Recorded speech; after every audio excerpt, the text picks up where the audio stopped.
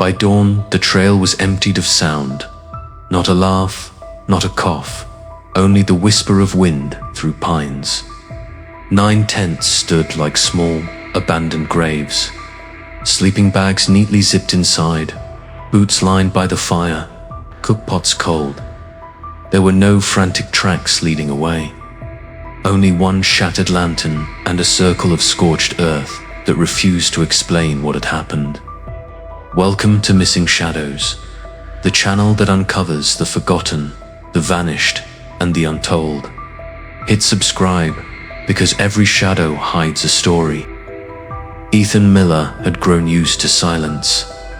At 47, he lived alone in a modest cabin tucked against the edge of the San Juan Mountains, where the pine trees groaned with winter weight and the nights could stretch into unbearable lengths.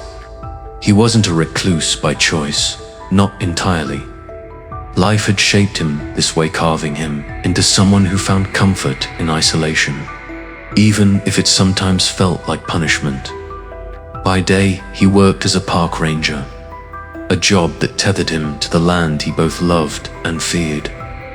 His uniform gave him a sense of duty, a mask of purpose, but beneath it lay years of memories that refused to fade. Ethan wasn't a man burdened by ordinary regrets. His were heavier, quieter shadows that stirred when the wind rose at night. He had been just 18 when the story that defined his life unfolded. The disappearance of 9 fellow campers on a trip that was supposed to be nothing more than a final adventure before adulthood, while others, his age, were chasing college dreams or first loves. Ethan was learning how loss could gnaw its way into the marrow of your bones. He had been part of the search teams, his flashlight cutting through endless forests, his voice hoarse from calling names that never echoed back.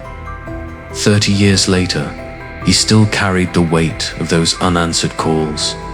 He rarely spoke of it. To new acquaintances, he was simply the quiet ranger who knew every bend in the trails, who could read storm clouds like a language. To those who dared look closer, there was something unsettled in his eyes, as if part of him was always listening for footsteps that never returned. Now, in 2016, Ethan found himself haunted by the past once more. A recent discovery, something unearthed in the Colorado backcountry, was about to rip open scars he had carefully hidden. And though he had spent decades trying to move forward, he knew this time silence would not protect him. Ethan's life had been neatly divided into 2 chapters: before the summer of 1986 and after it. Before, he was just a lanky high school senior with messy hair and a restless heart. He had grown up in Denver, the kind of boy who thrived on the open air, more at home in the woods than in crowded classrooms. His closest friends were the same dreamers, athletes, kids on the cusp of adulthood who believed adventure was a cure for everything. That August, 9 of them set out on what was supposed to be their last great summer trip before the world pulled them in separate directions. College applications were waiting, jobs loomed, and some were already whispering about engagements. But first, there was one more hike, 3 days into the Colorado wilderness, along a trail that wound through remote passes and ended near an alpine lake few people had seen. Ethan had been the youngest of the group, tagging along with his older sister, Rachel, who had practically begged their parents to let him join. He remembered the first day vividly, the laughter, the teasing, the way their boots sank into damp earth as they climbed. At night, they roasted marshmallows and told stories that seemed endless. The wilderness was vast, but within the circle of their campfire, life felt small, contained, safe. The last night was when everything broke. Ethan still couldn't explain why he woke up, whether it was the wind rattling the tent flaps or a sound he couldn't name. What he did know was that when he stepped outside, The fire had been reduced to ash, and the camp had fallen into a silence too deep for comfort. The tents stood, zipped shut. Boots were lined neatly as if waiting, but the people, their voices, their warmth were gone. At first he thought it was a prank. His sister had always been mischievous, and the others had followed her lead. But when minutes became hours and the mountains remained empty, fear began to claw its way into his chest. He searched until his throat burned from shouting. When the sun rose, he stumbled down the trail alone, frantic and half mad, praying to find them waiting at the ranger station. Instead, he became the boy who returned without 9 others. The search lasted weeks. Teams combed ridges, lakes, and caves. Dogs sniffed trails until their paws bled. Helicopters thundered over forests.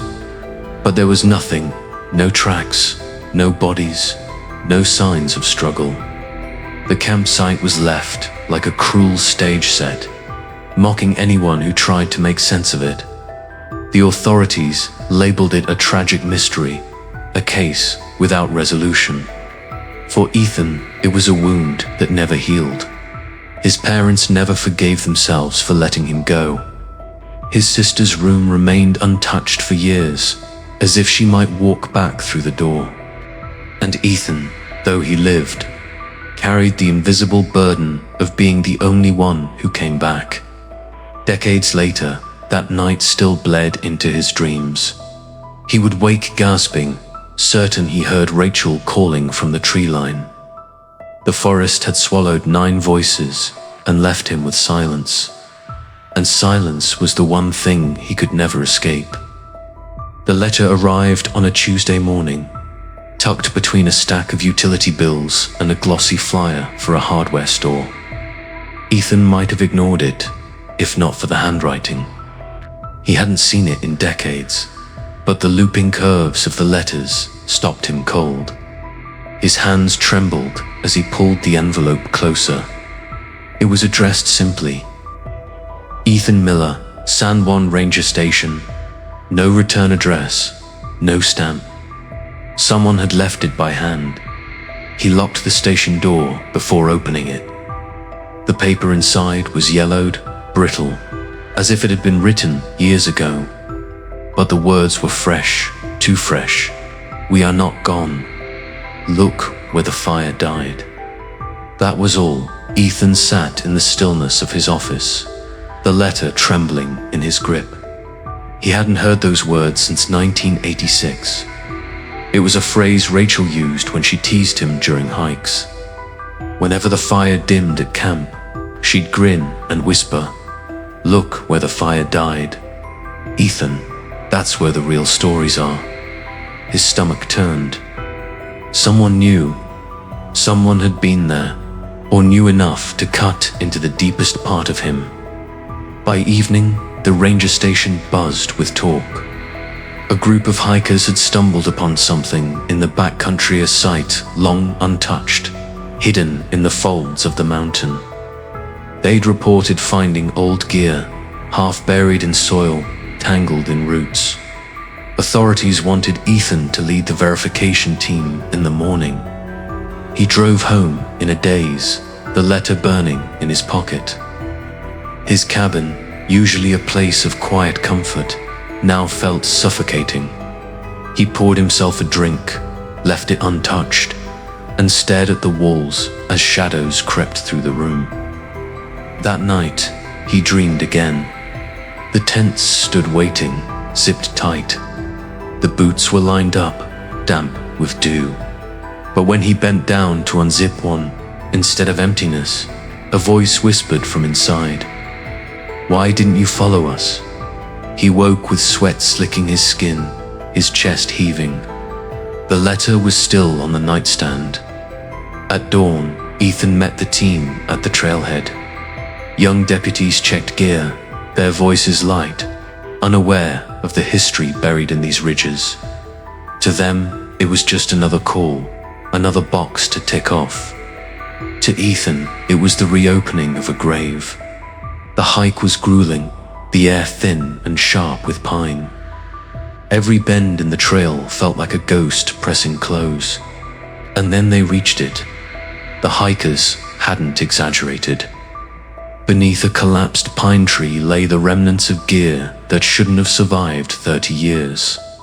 A rusted kettle, a torn canvas pack, fragments of nylon that might once have been a tent. The forest had tried to reclaim it, but the sight was unmistakable. Ethan froze, his throat tightening. The deputies circled the site, snapping photos, muttering about evidence. But Ethan knelt in the dirt, brushing away soil with trembling hands. His fingers closed around something small, cold. He lifted it carefully into the light. It was a silver bracelet, bent but intact. A simple charm hung from it, a mountain etched into the metal. He knew it instantly. Rachel's bracelet. The world seemed to tilt. For 3 decades, nothing had surfaced. And now, here it was, as if the earth itself had decided to return her memory. Behind him, one of the deputies called out. They'd found something else. Something buried deeper. Something that would make the letter in Ethan's pocket feel less like a cruel prank, and more like a warning. The past wasn't done with him. Not yet.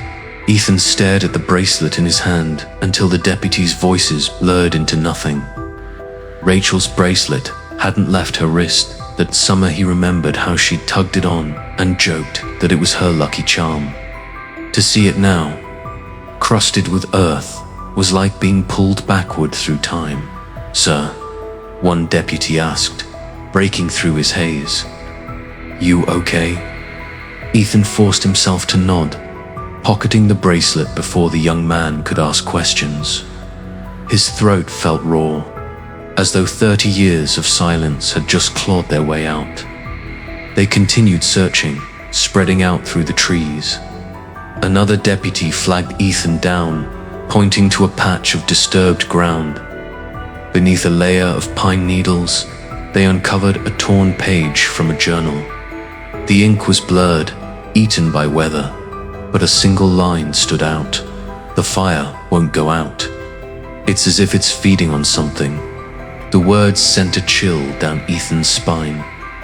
He didn't remember anyone keeping a journal on that trip.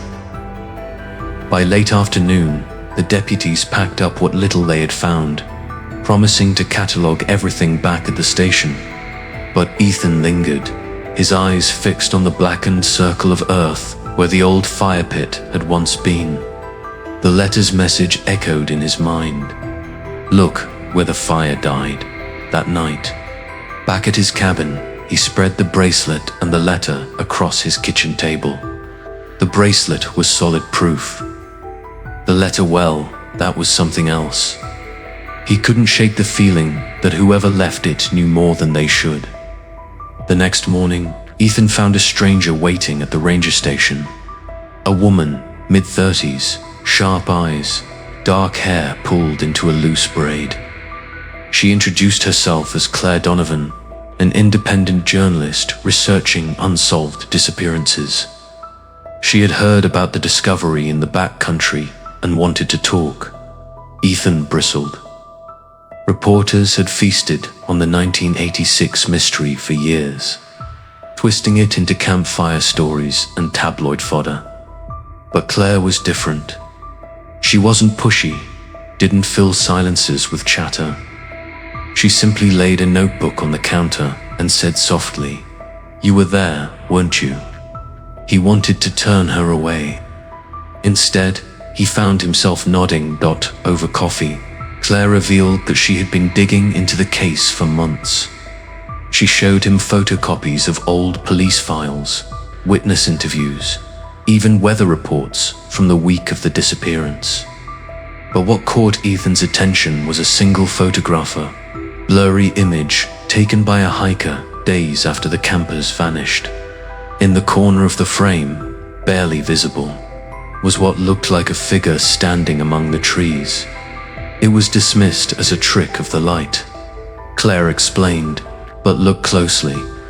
Ethan did, and his stomach dropped. The silhouette wasn't random.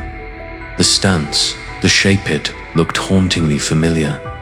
"Rachel," he whispered. Claire leaned in. "You see it too?" He didn't answer.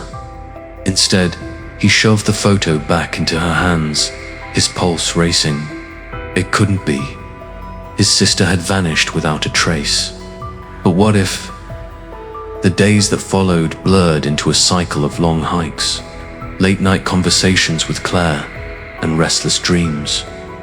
Together, they retraced the old trail, piecing together fragments of memory and overlooked evidence. Obstacles came quickly. The local sheriff's office, wary of reopening a case that had embarrassed them for decades. Townsfolk who clammed up when Claire's questions cut too close, and Ethan's own crumbling resolve. Each clue pulled him deeper. An old ranger admitted to hearing strange noises in the mountains that Wicklow hums, like machinery buried under the earth. A retired deputy swore he'd seen lights above the ridge the night before the campers vanished. But he'd been laughed out of the investigation. And then there were the letters, because another one arrived. This time, slid beneath Ethan's cabin door. "You're close, but don't follow the wrong fire." Ethan read it aloud to Claire, his voice unsteady. "Who the hell is doing this?" Claire's expression was unreadable. Maybe someone who doesn't want the truth buried anymore. Ethan wanted to believe that, but in the pit of his stomach, fear coiled tighter. Because if the letters were real life, they were connected to what happened in 1986. Then someone had been watching him for 30 years. And now, that someone was drawing him back into the woods. The third letter was the one that shattered everything. It came not by hand, not slid under a door, but tucked inside Claire's notebook. Ethan had seen her flip through those pages 100 times, the ink smudged from long nights of scribbling. But now, wedged between two sheets of her handwriting, was an envelope identical to the others. Claire swore she didn't put it there. Her face paled as she handed it to him, as though she too was finally afraid. Inside was a single photograph. It showed the 9 campers, standing together on that trail in 1986, Rachel in the center, laughing, her arm thrown around Ethan's shoulders. The others smiling, squinting against the sun. Ethan had never seen this photo before. The image had an edge of wrongness, though it wasn't faded like an old print. It looked new, crisp, as if it had been developed yesterday. Scrawled across the back in the same looping handwriting she chose. "You weren't supposed to follow." Ethan's chest constricted. His sister hadn't been taken, she had chosen. The thought rattled through him like a storm. For 30 years he had carried the guilt of being the one left behind, the survivor who failed to protect them. But what if the truth was that Rachel had never wanted him there at all? Claire tried to reason with him. It could be a hoax. Someone could have staged this, reprinted an old negative. But Ethan shook his head. No, look at the tree line. Look at the shadow. That wasn't from then. This was recent. The realization cracked something open in him. If Rachel was alive or had been recently, then everything he believed about that night was wrong. They returned to the site of the old campsite, driven by a desperate urgency. The deputies had already cleared most of the evidence, but Ethan combed the area again, his hands raw from digging through soil and roots. Claire followed, notebook in hand, watching him unravel. That was when she said it, almost too quietly to hear. "Ethan, I think I know why I'm here." He stopped, chest heaving. "What are you talking about?" She met his eyes, steady, unflinching. "I wasn't just assigned this story. I came looking for you. Ethan's pulse thudded in his ears. Why? Claire's throat bobbed as she swallowed. Because my mother's name was Rachel Donovan, and she was one of those 9 campers. The ground seemed to give way beneath him. He stared at her, unable to breathe. She continued, her voice tight but unwavering. She never came back. But I grew up with fragment stories my grandmother let slip, photographs hidden in boxes. My mum was young when she had me, younger than people realized. She left me behind when she went on that trip. Ethan staggered back, clutching a tree trunk for balance. The resemblance, he hadn't let himself notice the sharp eyes. The dark braids suddenly screamed at him. "You're telling me?" His voice cracked. "You're Rachel's daughter." Claire nodded once, tears threatening but held at bay. "I thought finding you would give me answers, but now I think someone's been waiting for both of us." The forest pressed in around them, thick with silence. Ethan's mind reeled. For decades, he had mourned his sister as if she'd been swallowed whole by the wilderness. Now her blood stood in front of him, flesh and bone, demanding a truth he wasn't sure he could give.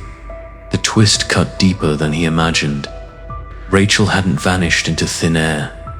She had left behind a daughter, and if the letters were true, she might have chosen to disappear for reasons Ethan had never understood.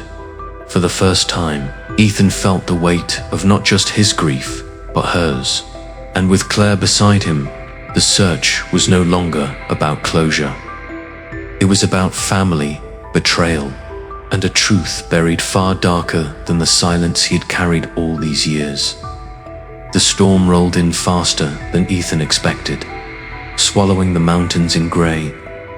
Wind howled through the pines, bending them like brittle bones. Claire trudged behind him, her hood pulled tight, her face pale against the biting cold. They had followed the last letter's instructions, a set of coordinates carved into the back of Rachel's bracelet. The trail ended at a ridge scarred by rock slits, overlooking a valley carved deep and wild. At its center stood the ruins of an old mining shack, half collapsed, its roof sagging, its windows dark. "This is it," Claire whispered, her breath a cloud in the air. Ethan's chest felt like a vice. Every step toward the shack pulled 30 years of fear tighter around him. Inside, the air was damp, smelling of rust and rot. Old tools littered the floor, and in the center, a blackened fire pit. The words returned, clawing through his memory.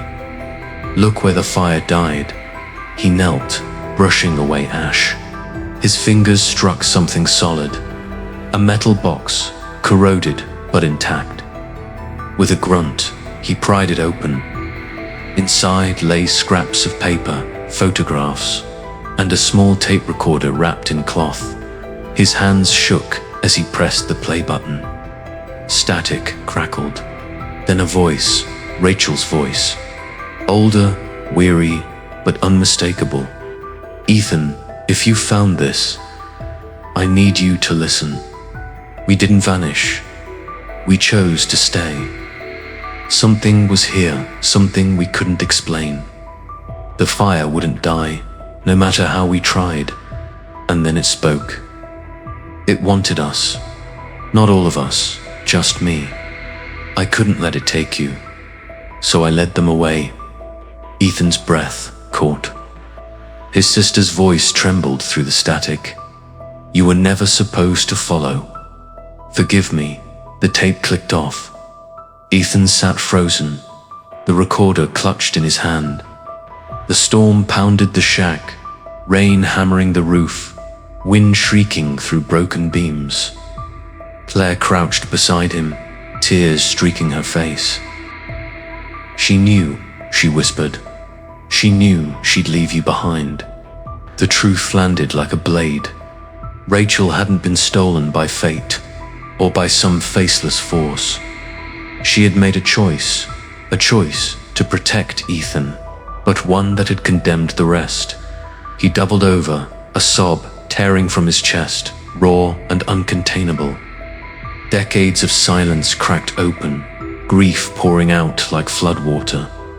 He had carried the weight of guilt for 30 years, believing he failed them. But now he knew the crueler truth. His sister had loved him enough to sacrifice everything, even herself, and in doing so, she had destroyed them both. Lightning split the sky, the shack rattling as if the mountain itself roared in protest. Ethan staggered to his feet, clutching the recorder. "She left this for us," he said hoarsely. "Not just me, us." Claire nodded, her jaw set through the tears. "Then we finish what she started. We find out what really happened." Outside, the storm raged, but neither of them turned back. The past had broken them. The truth threatened to unmake them. But together, standing in the ruins of silence, they were finally ready to face it. This was no longer just a mystery. It was a reckoning. The storm eased by morning, leaving the mountains washed clean, the sky pale and fragile. Ethan and Claire made their way back down the ridge in silence, each step heavy with what they now carried. The recorder was tucked safely in Ethan's pack, but its weight pressed against him like a stone. Rachel's voice still echoed in his mind, not as memory, but as presence. Alive and raw, back at the ranger station, deputies catalogued the box, the photographs, the fragments of journals. To them, it was evidence for a dusty file. To Ethan, it was something closer to a gravestone. Proof that his sister hadn't simply vanished, she had made a choice. A terrible, impossible choice. For the first time in 30 years, Ethan no longer felt the gnawing guilt of abandonment. Instead, he felt the ache of loss in its purest form. Rachel hadn't left him because he was weak. She had left because she believed she was strong enough to carry the darkness alone. That truth hurt more than the silence ever had, but it was a wound he could finally name. Claire stayed in town for weeks. She and Ethan walked the trails together, piecing through the fragments, searching not for more answers, but for a way to live with what they had found. For her, the discovery of her mother's fate was both a breaking and a mending. She hadn't grown up with Rachel, but she had found her in the end, not the mother she dreamed of, but the woman who had chosen sacrifice. One evening, as the sun dipped behind the peaks, Claire asked the question Ethan had been avoiding. "Do you forgive her?" He looked out across the ridges, the trees swaying in the fading light. "Forgive," he murmured. "I don't think it's about that. I think it's about carrying her the way she carried me. About not letting her choice be the end of us." Claire nodded, tears glinting but unshed. In the quiet that followed, Ethan felt something he hadn't in decades. Release. Not peace, not yet, but the first step toward it. The silence of the mountains no longer mocked him. It simply was. When Claire finally left, she hugged him tightly, her voice steady. "You're not alone anymore, Ethan. You never were." As her car disappeared down the mountain road, Ethan stood by the ranger station, Rachel's bracelet in his palm. He slipped it over his wrist, the metal cold against his skin, and closed his eyes. The past hadn't ended in 1986. It lived in him, in Claire, in the echoes of laughter that still haunted the ridges. But for the first time, Ethan believed it was possible to live forward, not in silence, but in remembrance.